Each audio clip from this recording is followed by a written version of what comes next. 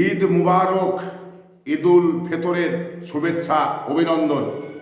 আমি একটি জিনিস উপলব্ধি করছি, সেটা হলো যে এই যে সারা বাংলাদেশে জামাত ইসলামী বাংলাদেশ প্রত্যেকটি ইউনিয়ন পরিষদের প্রার্থীগুলো দেখছে ফেস্টুন ব্যানার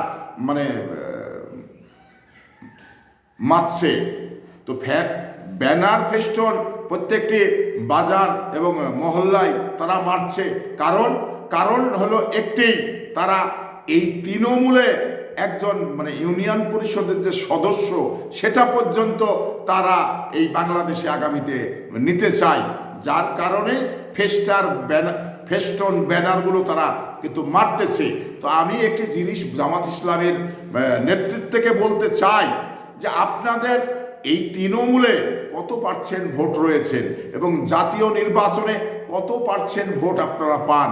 তো এই বিষয়টি কিন্তু আপনাদের জরিপের একটি দরকার ছিল, কারণ এটা না করেই আপনি প্রত্যেকটি পাড়া মহল্লায় এবং প্রত্যেকটি ইউনিয়ন পরিষদে আপনাদের চেয়ারম্যান এবং মেম্বার প্রার্থী আপনারা নির্বাচন করাবেন। তো এই জিনিসটা থেকে একটি অশুভ ইঙ্গিত পাওয়া যায় না। কারণ এই অশুভ ইঙ্গিত বলতে যেটা বোঝায় সেটা হলো যে এই বিগত সময় কিন্তু এই ফ্যাসিস্ট আওয়ামী লীগ কিন্তু এরকম করেছিল।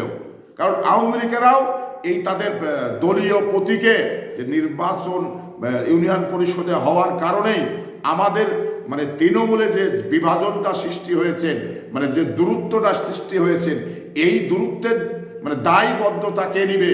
আমরা কিন্তু বিগত সময় যেটা দেখেছি সেটা হচ্ছে ইউনিয়ন পরিষদে নির্বাচন যখন হয় তখন কে কাকে ভোট দেয়। আওয়ামী লীগ বিএনপিকে ভোট দিতে পারে, বিএনপি আওয়ামী লীগকে ভোট দিতে পারে। এই নির্বাচনটা, স্থানীয় সরকার নির্বাচনটা সম্পূর্ণভাবে ডিপেন্ড করে ব্যক্তি ইমেজে, কিন্তু রাজনৈতিক প্রতীকে নয়। কারণ আওয়ামী লীগ বিগত সময় যে নির্বাচনগুলো করানো হলো বা করাইছেন, কিন্তু সেই জায়গাতে দেখলাম যে এই তৃণমূলে ক্ষত তৈরি হয়েছে, তৃণমূলে গ্যাপ তৈরি হয়েছে, মানুষে দূরত্ব তৈরি হয়েছে। এই দূরত্ব তৈরি করার যে দায়বদ্ধতা, এটা কিন্তু আওয়ামী লীগকে নিতে হবে। তো সেই রূপেই আবারও কিন্তু জামাত ইসলাম এই ধরনের কাজগুলো করতে আসছে। কারণ জামাত ইসলামের সমর্থন কতটুকু রয়েছে, তো তাদের সমর্থন যদি 50 বা 60 যদি না থাকে বা 40 যদি না থাকে, তাহলে এই সমস্ত ব্যানার ফেস্টুন দিয়ে তাদের কি প্রার্থী বের করতে পারবে? তারা কি তৃণমূলে ইউনিয়ন পরিষদের মেম্বারগুলো নিতে পারবে, চেয়ারম্যানগুলো নিতে পারবে? তাহলে এই ধরনের সিদ্ধান্তটাকে আমি মনে করি আত্মঘাতী সিদ্ধান্ত। কারণ ইউনিয়ন পরিষদ নির্বাচনগুলো যেভাবে বিগত সময় হয়ে আসছে আওয়ামী লীগের আগে, সেটা হলো যে ব্যক্তি যে ভোট হয়, একজন ব্যক্তি ভালো তাকে সবাই ভোট দেয়। কিন্তু এখানে জামাত হতে পারে, আওয়ামী লীগ হতে পারে, বিএনপি হতে পারে, সে ম্যানটা কীরকম এরপরেই কিন্তু জাতীয় স্থানীয় সরকার নির্বাচনগুলো ডিপেন্ড করে।